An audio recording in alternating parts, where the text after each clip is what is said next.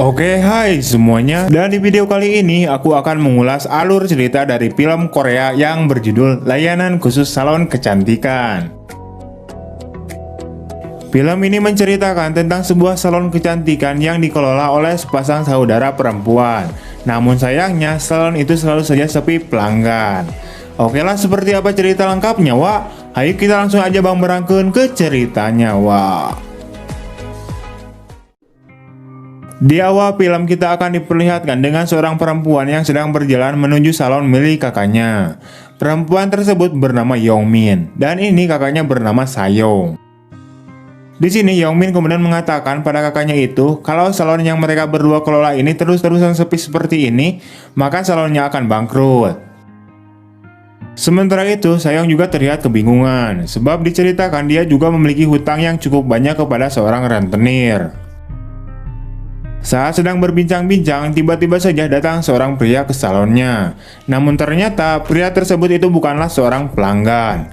Ia hanya bermaksud untuk menanyakan sebuah alamat rumah kepada si Sayong.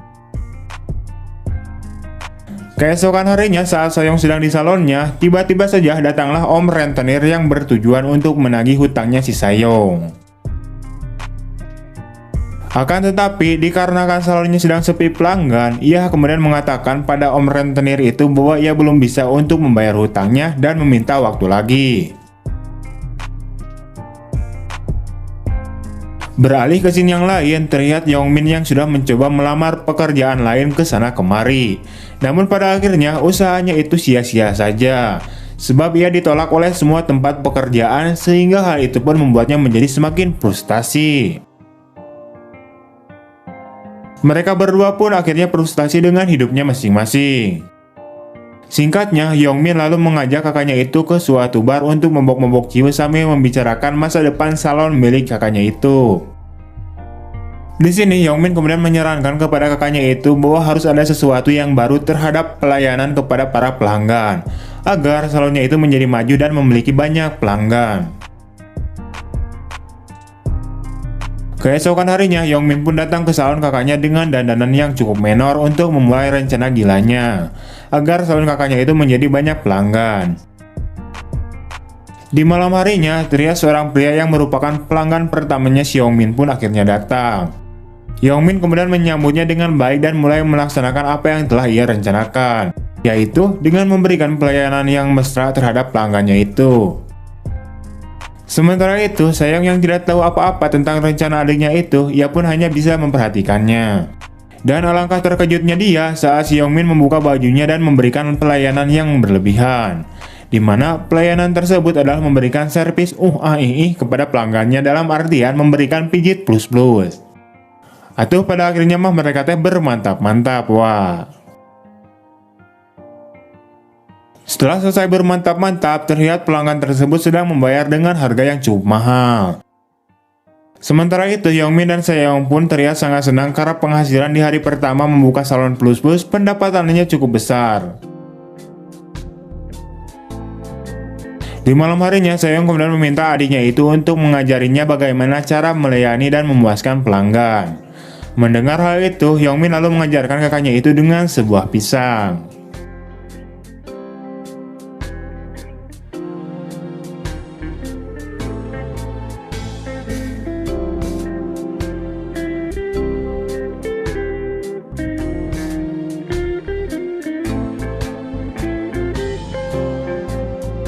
Keesokan harinya, terlihat seorang pria yang datang ke salon. Pria tersebut adalah seorang pelanggan dan ia bernama Junhee. Sementara itu, Sayong yang sudah diajari cara memuaskan pelanggan, akhirnya ia memutuskan buat mempraktekannya dan melayani si Junhee. Singkatnya, Sayong pun memberikan pelayanan servis plus-plus kepada si Junhee dan mereka pun melakukan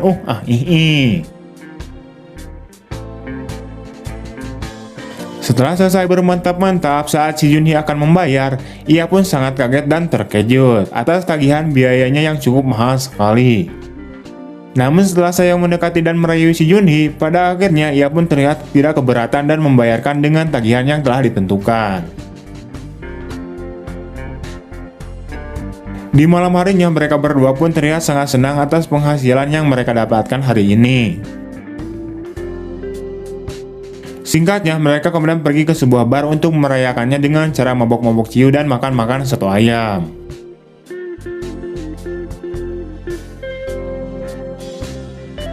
Keesokan harinya terlihat si Junhee yang datang kembali ke salon mereka. Diketahui ia ketagihan dengan layanan servis si Sayong atau goyangan si Sayong. Pada akhirnya mereka pun melakukan ini kembali, Wak.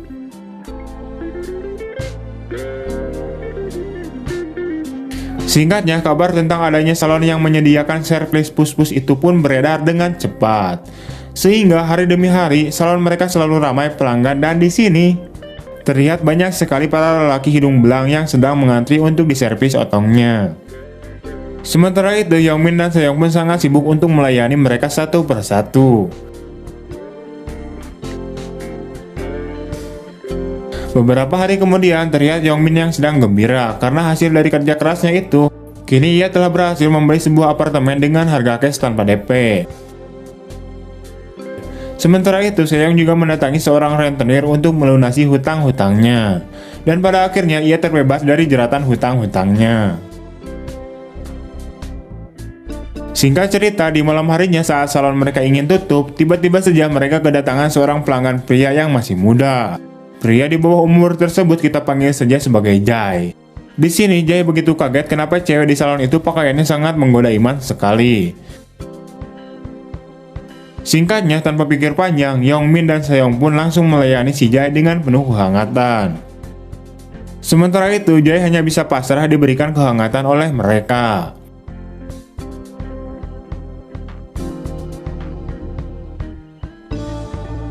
Singkatnya, setelah selesai dan si Jae ini ingin membayar, mereka berdua pun terkejut atas uang yang diberikan si Jae, karena tidak sesuai dengan apa yang mereka berikan kepada si Jae. Akan tetapi si Jae ini menyangkalnya, karena ia sendiri tidak merasa meminta untuk dilayani dengan dan ditambah lagi ia hanya mempunyai uang segitu. Pada akhirnya mereka berdua pun marah dan menghajar si Jae lalu mengusirnya.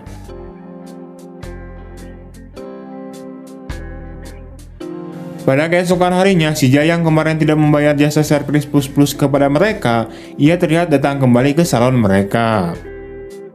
Melihat hal itu, Yeongmin kemudian langsung mengatakan ada apa datang lagi ke sini.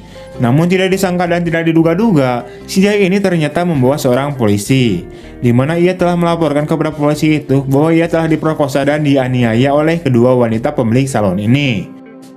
Ada akhlak memang ini si bocil, udah diberikan kenikmatan gratis pula malah dilaporin. Dan pada akhirnya Yeongmin dan Seong pun ditangkap atas kasus pemerkosaan dan penganiayaan terhadap anak di bawah umur. Setelah itu kemudian film pun tamat. Ending yang sangat kampret sekali. Oke lah, wah itu dia untuk alur cerita dari film kali ini. Kurang lebihnya mohon maaf, see you next time and bye bye.